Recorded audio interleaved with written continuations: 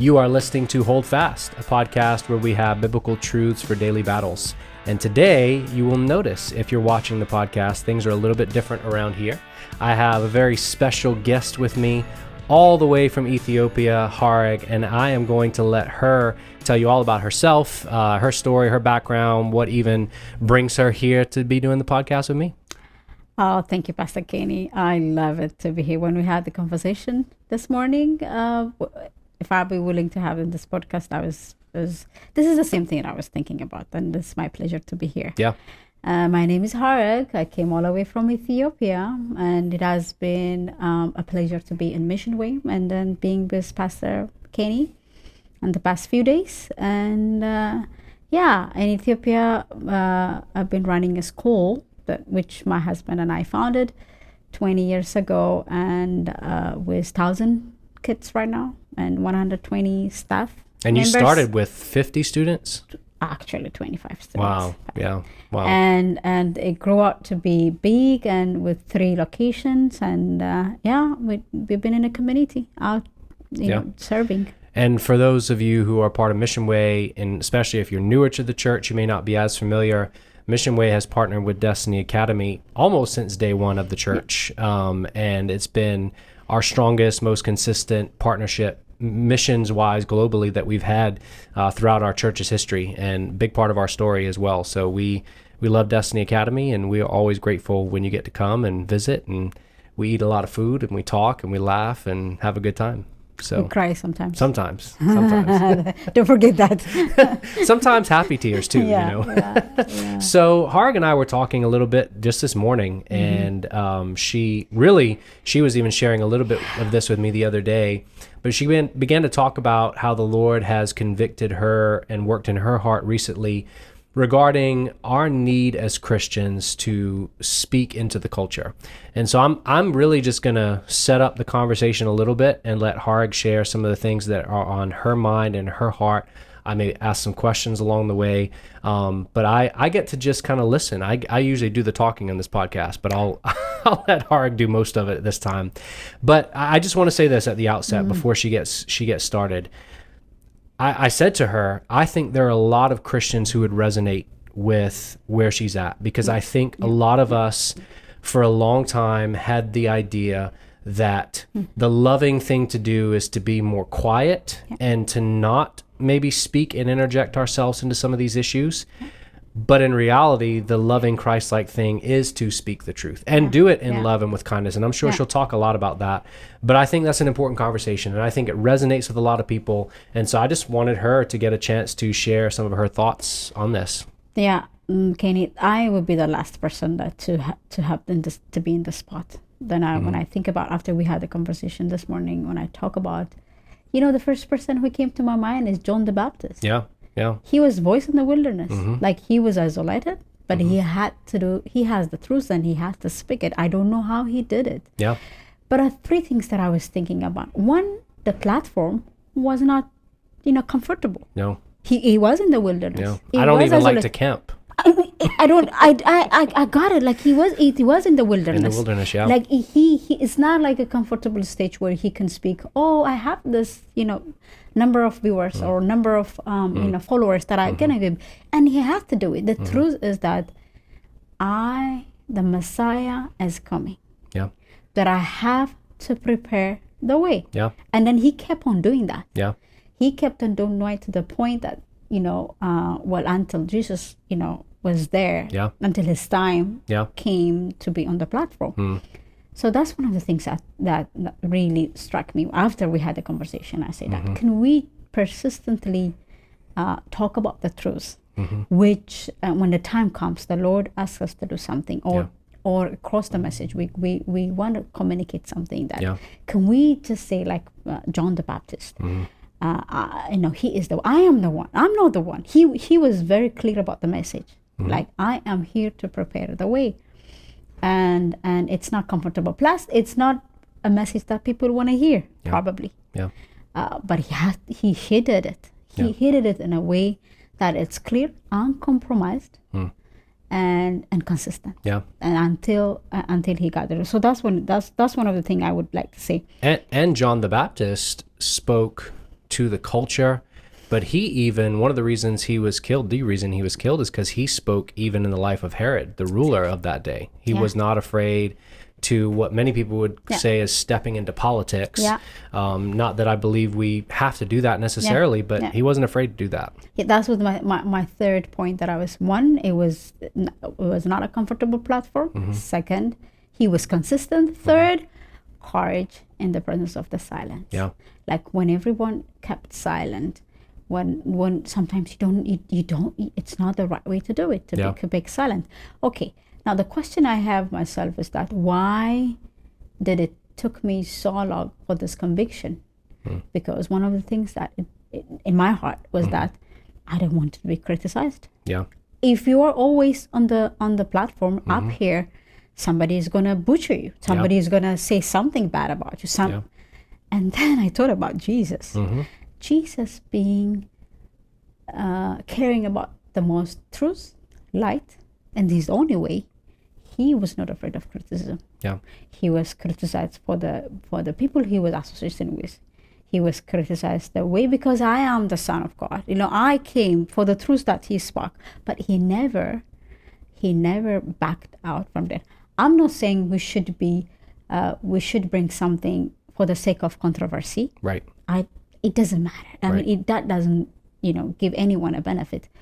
But when I look into my heart and I say, since some of the reasons that I didn't want to go into the platforms and talk about the truth is that there's always people that's going to be coming against you.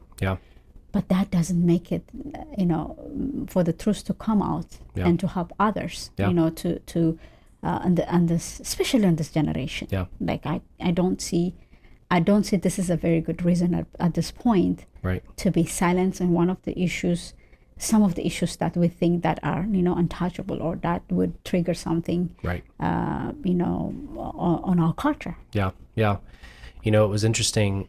I've been through a similar journey in my own life where stepping into this role at MissionWay, I thought we should be more timid within the culture because, we need to speak truth, obviously, within the church, but let's not rock the boat if we don't have to, was sort of my mentality. And the Lord's changed that and convicted me of that. And what was cool to watch for me was a couple years ago, we did a sermon series at MissionWay called Did God Really Say?, where we dealt with some of the most hot button cultural issues. We dealt with homosexuality and transgenderism and abortion and racism. And I wondered, how will people receive this? And what was crazy is our church grew in that time. And I think one of the reasons was people want truth. People want to be a part of a church that's willing to speak the truth in love. And you can fall into either ditch. You can be so brash and off-putting that you're not demonstrating the love of Christ, but you can be so consumed with the culture's idea of what love is that you're not willing to speak the truth. And I don't want to do either of those things. I love that. I really, really love that. I wish that most of us will follow that example to go through. Anyways, this is one of the things that I would understand it. Like anyways, in any ways that people will put you somewhere. Or this box or that box. It doesn't matter. But being not to be able to tell the truth would not benefit the generation, would not benefit us, and we're not going to be pleasing for the Lord. I mean, we have a truth to speak. And sometimes we don't know it, but we're already standing on the truth. But it's communicating it is important. It's not right to be, to be unlifted or to be guided. And the Lord always provides us a guidance. We forgot that He is the one. He's our shepherd who leads us into that green pasture where we just be let it out. And I think one of the things that we have to avoid in our lives is, are we pleasing the Lord or man? That's the question that we have. Every walk has to be, am I pleasing the Lord? Or am I pleasing, man in my life, or in my culture or my church and everything? Sometimes we tend to please people. What would you say? I hear this a lot from people. What would you say if somebody said to you, as Christians, we need to not be so dogmatic about some of these things. You know, the world is watching us, and they don't want to see us being so unloving. And how would you respond to that? I think that's the wrong question, or the not statement to put it away. Let's say, you know, what would Jesus do? What would Jesus do when he was asked about, you know, some of the controversial questions that he was being asked? Yeah, he would just, you know, give an answer in a way that that culturally appropriate, at the same time what he knows from his Father. Yeah, our Father is a loving Father. He loves us. Then that's why he came to us, and so that we can be also abundantly love others. Yeah, that's the truth that I could say. But at the same time, let's just hear the truth. This is okay. When truths come out of love, like for example, I love my daughter Abigail. Yeah. You have seen her. Yeah. And she would say, Mom, I would like to do certain things in a way. And I would always show her in a loving way how she could be able to do that. Yeah. If she's able to perceive that in a way that you know, she can understand that statement, I would really, really love it. Yeah. And I would be happy to do that. And I would still keep on guiding her. Yeah. You know, I wouldn't say, oh, Abigail, you know, I just follow her around, and is that, you know, in a way that it would just crush her. Yeah. So I think the statement should be that how are we communicating our views and our let's not be also, this is our truth is God's truth. Yeah. Yeah. This is also one of the things. Yeah. My truth is God's truth. Yeah. And now all truths, if it's truth, it's God's truth. Yeah. So I mean, this could sum it up. I'm not trying to be on top of you and show you that I am superior than you, but I'm showing you this is the better way, the original way of doing things, the intent of what is the intentional goal of God's love for us. Yeah. If it is if his intention is love, that I can guarantee you that's good for everyone. Well, and if we believe, we do, because it's true, that people are made in the image of God, yes, and that all who repent and believe in the gospel are saved, yes, then why are we going to be silent about that truth? True. I think Christians have been influenced by the idea more than they realize that says, well, that's what you believe, but I believe something different, and we just need to be okay with that. To a degree, and I'm not advocating that Christians force people to believe anything. That's not the call. But we are to be ambassadors of Christ. We are to plead with the culture. We're to look at people and say, God made you, and He will redeem you if you. So I think we have to get out of our minds this idea that, well, they believe that, I believe this, and hopefully one day they agree with me. Well, how will they know if somebody doesn't tell them? Absolutely. I think that's one of the things that I would like to emphasize. Like let's say in our community in the school, and one of the core, let's say we have a staff meeting, and everybody goes about, they bring one issue. Let's say they have one, one kid that has always been troubling the parents, the teachers in the school, and community in the schools, and then so how would you be like to be treated? Right. Did you know that he is created in the image of God, which means he has that nature? Yeah. And then if you treat that image the same respect that you give for God, and you give that little child, and you have all the respect, you have all the love, you have all the patience, right. you know, right. all the patience. Yeah. Don't forget about the patience. Yeah. So we run out of patience because we think that we're different. Right. But when everyone is we have that image that everyone is created in the image of God, and that completely changed the worldview. Yeah. Completely changed the worldview. Yeah. And God, being an intent loving God, you know, He's intentionally chasing us, for us to follow Him, to love Him. I mean, look at what He has done in the Garden of Eden when Adam sins. He, Satan renews what he knew that he was capable of doing that, and he renewed everything. What did God do? Adam, where are you? He chased him to save him back again. He's not trying to his intent is not like, to punish him or everything, but he chased him. I know what the damage has done, but and our Creator chased Adam, and so that he can save him. So the same image that we have been given, the little ones, that we love them because God loves them, and everyone is created in His image. But he makes a huge difference. I think that is the truth that we can, and the original is. Let's go back to the origin. Right. What is our origin? Right. What's our origin? I think that's the truth that we need to emphasize. Yeah. Saying this, so let's not stop communicating. Right. This truth. Yep. And what would you say to somebody who hears this and they say, I understand, I know we need to preach the truth, I know we need to speak the gospel into the culture, but that's just not me, that's not my personality. I'm not somebody who likes to be the center of attention or be on the stage. What would you say to that? Listen to me. Anybody who's listening to this, I am, I can preach to Hareg right now. Yeah. I'm not saying I'm through it in this journey. Yeah. One, in my personality, I always, sometimes I feel like I have so much unfiltered words coming out of me. Like if I say, "Oh, Kenny, you look bad," I will say it, and then when I see that offending people, I could retract back. I am the least person to preach about this. Yeah. But I know now that,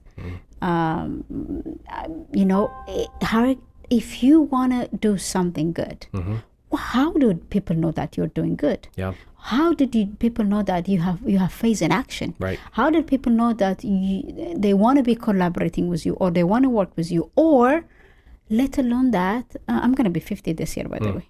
Wow. And then I'm going to be 50, and then I have so many young people that look up to me. Yeah, yeah. I'm going to be them. I mean, they call me mom. Yeah. Everybody call me. I got a message. But how do they know that I have this thing in my mind? Not everybody can read my mind. Yeah. Not everybody can see my heart. Yeah. And this is exactly what I hear from people, like say, we don't know. We don't know what you think. We don't know what you believe in. We don't know how to follow you. So I will be the least person. By the way, I would be the least person that I talk to you. Yeah. One, I felt like, I'm not good in communication. Right. I don't know what to talk, and I don't know. I mean, even my kids, like, in relationship, my husband will just fun of me. Why are you hiding your words? And I was just always, because I don't think about them a lot. Right.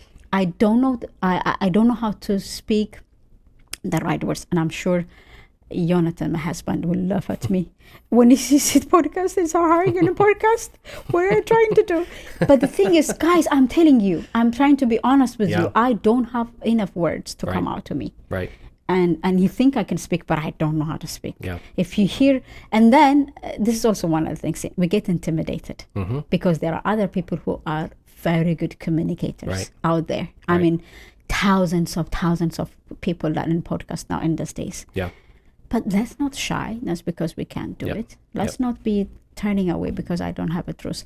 And I just, if there is abundant life or abundant light, abundant love to share, let's share it. Amen. Let's share it. I mean, let's share it. I love my kids. I love the 1,000 kids that have been educated, and I'm fortunate to be able to reach out. Right. Young people, old people. Yep. Like people in my age and everything. I am so much fortunate that I get to serve these people. Like, because none of my friends or community that I know had this opportunity to serve. Yeah. Of course, this is the platform that I have. Yeah. Now it's time for me to communicate that to everyone. This is the age where we can. This is also another portion I had. The platforms or the social media seems very noisy. Yeah. Very dry. It is.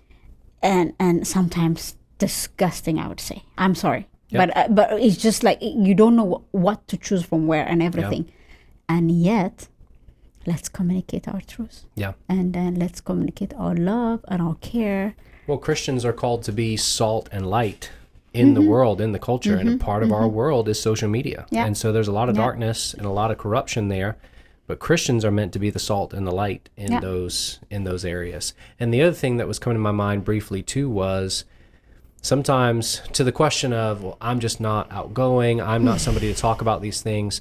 I also don't think you don't have to start a podcast. You don't have to be a social media influencer. Yeah. But you have people in your life that God has placed in your life that you can speak to, who God has already positioned you to speak to. And you can start there. I mean, if you're a parent, start with your kids, right? Yeah. Start it at home and then see who God places into your life that you can influence and speak the truth to. Yeah. And I think the other fear people would have, or I would have, is that you would love to live authentically. Right. Like, there are some issues that, I'm living this way, but when I come to the platform, I have to have an imposter. Right. I don't have to be an imposter anywhere else. No. I could be me. Just be yourself. Be yourself everywhere I go. So this is also another notion that people have. Right. You have to put something so that you can play something. And I've seen that. Yeah. I've seen that. And I have recently, I met someone and she's been going to do whatever TikTok shows and everything. But she's been going in that place to do that promotion and everything just for one day. Yeah. But when she presents into the platform, she has to do it in a way that she has been there for a week. Right. And the only thing she does is like she change clothes. Yeah. And she just had that glamorous life and everything. But it doesn't have to be that way. No. We can live authentically inside and out. Yeah. That's also the trick. Yeah. And we need you to be, because God's gifted me to be able to teach and preach. But there are people who I will not communicate to as effectively as you would. And there are people who might think, I'm not a good communicator, I'm not a good speaker, but you have people in your life that will listen to you, but they wouldn't listen to me. Exactly. Right? Now we're communicating the same truth. It doesn't mean it's more true coming from you or me, but God has positioned you to speak to them in a way that I might not have the opportunity to. So that's the truth. Yeah. Like you might not be able to reach what the people that I reach, and I might not be able to reach the people that I reach. Yep. But we can agree. We can, even if like we're far apart, we can agree the same thing. And then I use my opportunity, and you use your opportunity at the same time. And then if there is a weakness that is coming out of me, if I'm weak in that area, I'm gonna talk about it. Yeah. Because we're not in short of weakness. We're not saying we're strong, or perfect and everything. But I just shared that to you. Yeah. And I told you that's one of my weaknesses, that I get short of words. Right. Because and then he said, and then my husband would say that, are you going to talk? I mean, are you going to pull out your words when you go to heaven? Because I just, and then I would just keep on messing up words and everything. Yeah. And it just gets him crazy. Yeah. It gets into nerves because, he is a very good communicator. That doesn't mean that I also can learn or can stand from where I am and try to learn. Yep. It's also a process of growth. Right. I'm sure you have grown up. Yeah. Doing so. Yeah. I can guess that. Yeah. Yeah. Well, and sometimes people think that because you're a pastor, you have a platform where you talk a lot, that this becomes so easy. But there are a lot of times that I don't know what to say either. There are a lot of times I've had to grow in my communication. I still watch my sermons and my podcast back, not because I like watching myself, but so I can improve how I'm speaking. And it takes time. And that's the other thing I would encourage you is, if you are afraid to speak out because you're afraid you won't have the words or know how to communicate, you may not. And that's, first of all, in your weakness, he is strong. But also he's going to grow you. He's going to give you opportunities to refine that and to make that better. And again, it doesn't have to be on a podcast or a public forum necessarily, but just in the lives of the people around you. Trust him. Trust that he can work through your weakness and your shortcomings and your failures. I have to do that every Sunday, because I'll get down off the pulpit going, man, that did not land properly. And almost every time when I feel like the sermon bombed is when I get the most positive feedback. When I feel like I did it, like that was a good sermon, nobody says anything to me. And I think that's the Lord's way of reminding me, it's not you, it's me. I'm the one who works through you. That's also humility. I thought humility was saying, oh, I can't do this. But humility is knowing that completely depending on Him, that I can do it, Lord, without you.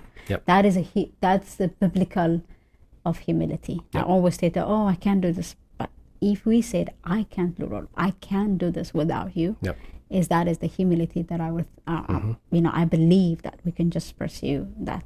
So I encourage you, every one of you who listens, that if I'm here today, everybody can be there today. And it's not for me. It's not like, whether it benefits me or not, but it's for out there. People who can have to hear some of the truths out there. So, Amen. Well, thank you for sharing. You're welcome, Kenny. We made this decision today. Just the day we recorded this, we said, let's do it. And we made it happen. So a few hours ago. Yeah, that's right. No, I love it. And if you are, especially if you're a part of MissionWay, but whoever you are, if you're interested to hear more about Destiny Academy, I would encourage you. I'll put a link to their website in the show notes of this as well. I would encourage you to look up what God's doing there and to pray for them and support them if you can. They're doing a great work, and we love being a part of that. Blessing, Pastor. Yeah, thank you. Thank you. All right. Well, this has been another episode of Hold Fast. I hope to have more people on the podcast at this point. I like having somebody next to me to talk to. It's a lot better than just staring at a camera for me the whole time. So thank you so much for coming on, and I hope you all have a great rest of your week, and I'll be back next time, Lord willing, with another episode. God bless.